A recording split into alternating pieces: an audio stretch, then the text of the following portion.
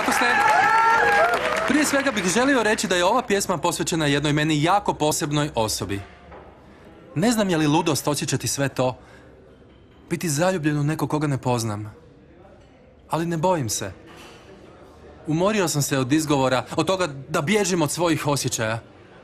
Ako zaista osjećaš isto što i ja, ne skrivaj se iza ekrana. Prestani bježati. Ja sam ovdje i čekam te. Felicity for now. Ova pjesma je za tebe. Gdje god da jesi. Ne mogu vjerovati. Jesi li čula te divne riječi koje je rekao? Te divne riječi bile su za jednu jako posebnu osobu, Nina. Za tebe. Somos cómplices los dos. Al menos sé que huyo porque amo. No. Samo mi reci ako imam čudan izraz lica. Ne želim da me otkrije. Nina, Necesito. znam. Imam super ideju.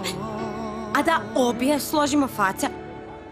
Ne, to ne. Tako neće znati koje je nas dvije Felicity. Gle. Es un enredo de condenado.